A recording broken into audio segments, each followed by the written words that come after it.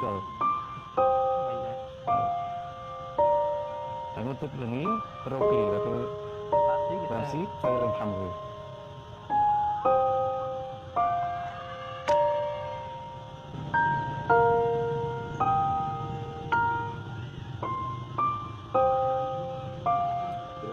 kerut apa main ada